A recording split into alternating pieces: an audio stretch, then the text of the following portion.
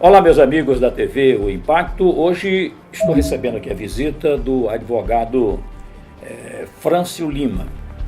Ele faz uma visita aqui à TV Impacto e antes de começar a conversa com ele, eu quero lembrar um fato. É que há mais ou menos 90 dias, ou um pouco mais, 90 dias atrás, aconteceu um homicídio lá na cidade de Itaituba. O mecânico de aeronave, mecânico de avião, né? O Fredson Barroso teria sido assassinado e até hoje a família reclama que não tem uma resposta, né, em relação à apuração desse homicídio. E o advogado Frâncio Lima está aqui para a gente conversar sobre isso, porque a família está realmente reclamando uma resposta. É isso? Bem-vindo. Bem-vindo, obrigado. Ele já me apresentou, sou Frâncio Lima. Agradeço aqui a oportunidade, entendeu? Em nome também dos familiares do Fredson, a mãe dele em especial, os dois irmãos que ele tem, o pai e também a filhinha dele que mora com a mãe em Óbidos. Ele acabou deixando ela órfã devido a essa fatalidade. Pois é, a situação do Fredson, como já foi até veiculado em outra oportunidade aqui no próprio jornal, né? Ele foi assassinado em Itaituba, em que lá ele residia já há quase 6 meses. Lá ele não tem parente, lá ele não tinha amigos. Ele foi lá a trabalho, porque a área dele não é uma área onde você em qualquer cidade encontre vaga de trabalho. Mecânico de aeronave é uma coisa assim muito inconstante. Tem algumas cidades seu trabalho, então você vai para onde há uma oportunidade. Foi o que ele fez. Ele estava desempregado na época, pintou a oportunidade e ele se deslocou de Manaus para Itaituba. E tudo bem, indo trabalhar lá direitinho. Até então as notícias que eu tinha dele mesmo sempre boas, entendeu? Só que veio, né, esse fato que aconteceu no dia 6 de novembro. Infelizmente uma coisa assim que pegou muito de surpresa, porque a gente já só viu as fotos sendo postadas em redes sociais e as comunicações vindo, entendeu? Via marcações no próprio Facebook ou então mensagens de WhatsApp, até a confirmação de que realmente era, entendeu? O Fredson, que é meu primo, a gente se conhece de infância, a gente sempre teve contato, ele na minha casa, eu na casa dele, estudamos na mesma escola, até que a família dele foi, né, morar para Manaus, mas ele sempre manteve contato, não só por telefone, mas sempre vindo em Santarém, né? Então a gente tem também, acima de tudo, não só o laço sanguíneo, mas uma amizade muito grande. E no dia 6 aconteceu isso, ele ser alvejado de bala. Foram quase, se não estou enganado, quase 5 tiros, em que 4 pegaram e um parece que foi de raspão. E até agora, né, já passado 90 dias, a gente, na vez que foi lá em Itaituba, estava até recente do falecimento dele, conversamos com o delegado, percorremos um pouco alguns trechos que ele fez horas antes de sofrer o alvejamento de bala. E estavam muito esperançosos, né? Pelas palavras, por toda a argumentação que o próprio delegado Djalma nos repassou, falando que estava, entendeu, apurando o caso. Eu tenho também que entender que é inquérito, respeitar um pouquinho os procedimentos policiais que cabe à própria instituição e as prerrogativas que o delegado tem de fazer as coisas, ok? Só que a família também requer uma resposta um pouquinho mais célere diante já desse lapso temporal que já está muito grande. Já são 90 dias, dia 7 agora fez, né, 90 dias, porque ele foi baleado dia 6, mas ele faleceu na madrugada do dia 7, por volta de 2 da manhã. Então conta-se que do falecimento 90 dias. E isso assim deixa muito triste, principalmente quando você fala com um parente dele, em especial a mãe dele, que chora muito quando se trata desse assunto. É uma coisa que comove, né? E você deseja que as coisas possam ser resolvidas, serem esclarecidas. A vida dele é inevitável que não vai voltar. Isso a gente sabe, tem plena consciência. Mas as respostas para o caso, elas têm como aparecer. É saber o porquê, quem foi, é uma série de interrogações que, quando ocorre um fato dessa natureza, realmente, principalmente os familiares, ficam a se perguntar. Eu até perguntaria para você também, é o seguinte, ele trabalhava numa empresa ou ele prestava serviço para diversas empresas? Pois é. Quando ele mesmo falou comigo, ele disse, olha, primo, arrumei um trabalho em Itaituba, vou trabalhar lá. Então até então eu achava que ele estava de carteira assinada. E eu só vim saber que ele não estava de carteira assinada quando eu estive lá em Itaituba, que conversei com alguns, perguntei se ele tinha carteira assinada, perguntei qual era. Aí explicaram, deram as informações dele, para dizer que ele era prestador de serviço, né? Até perguntei, entendeu, para fazer uma coisa adequada, verificar quais possíveis direitos trabalhistas poderia ter, para garantir, inclusive, até para a própria filhinha dele, que ele tem, né? E me esclareceram que ele não tinha, entendeu, nenhuma subordinação, ele prestava serviço. Na hora que um ou outro empresário lá precisava, comunicava ele aparecia lá, prestava o devido serviço e estava assim, entendeu, nessa situação.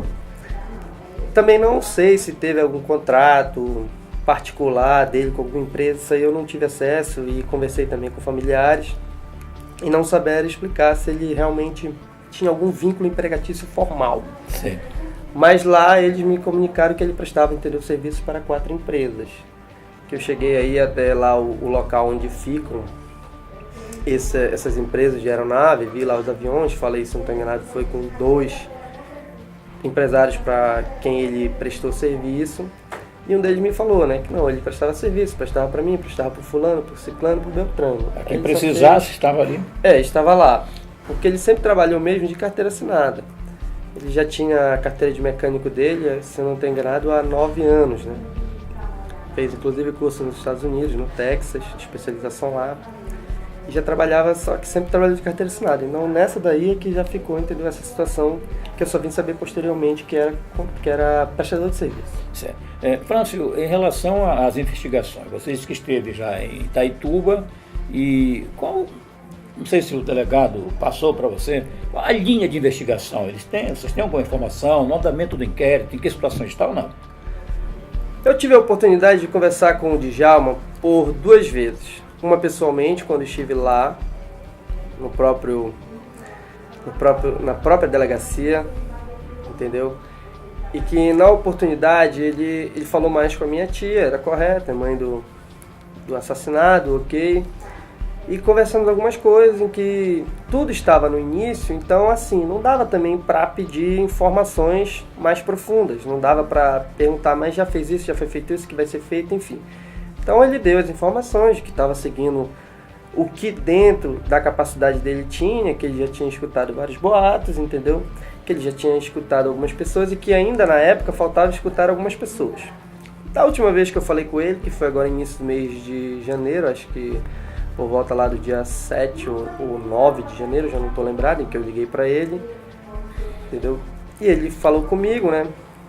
Na ocasião também a minha tia já tinha ligado algumas vezes para ele, mas não atendeu. E aí eu já liguei do meu número, ele me atendeu, a gente conversou. E aí ele falou que estava esperando o aparelho celular voltar de Belém, argumentou que estava no recesso, muitas coisas acabam sendo paralisadas nesse fim de ano para início de ano.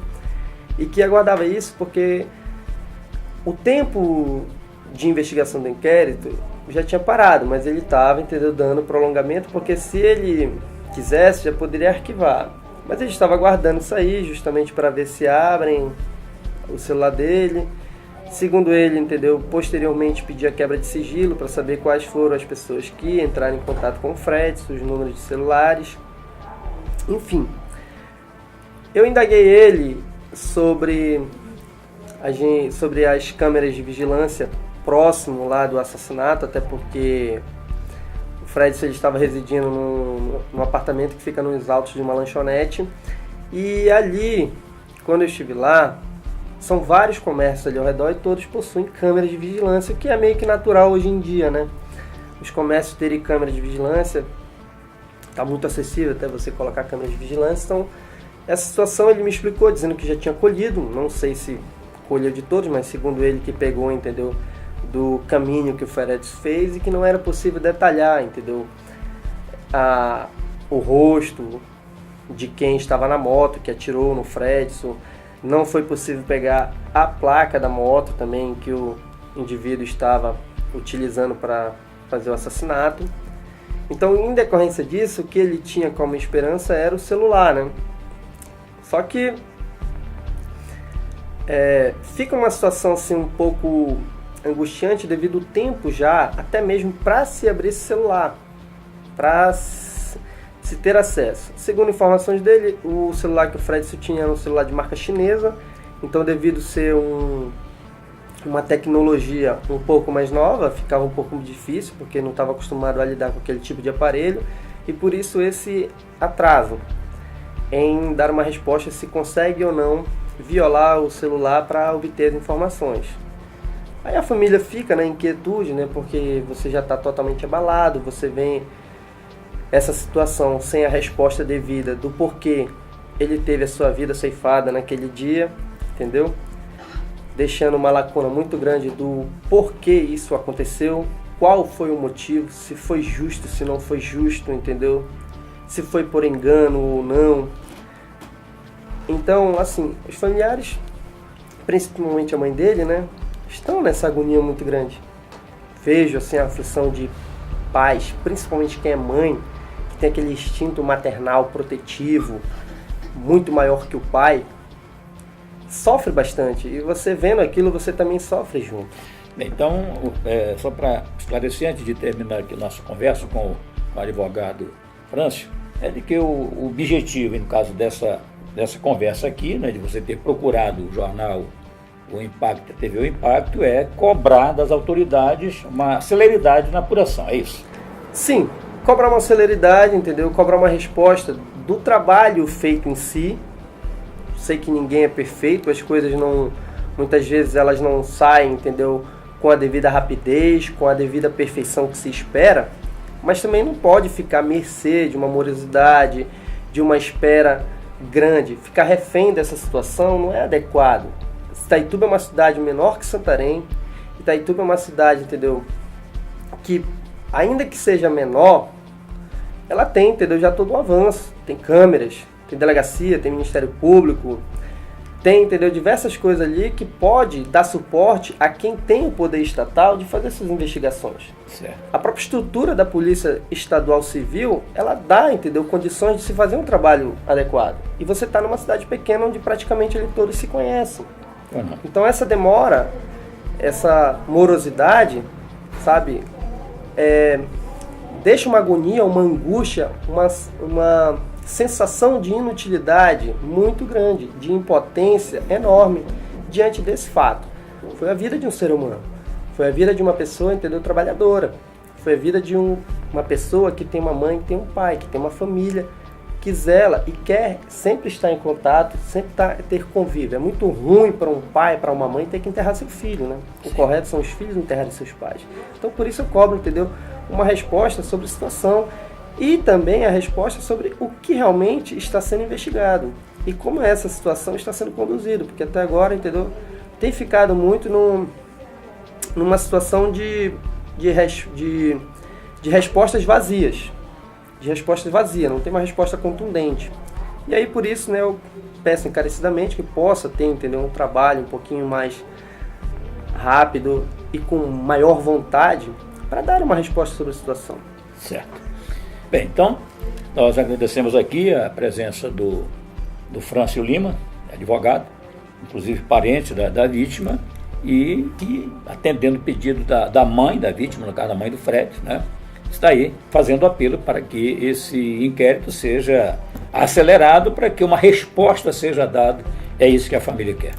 É isso aí, é a TV O Impacto, sempre levando a melhor informação para você.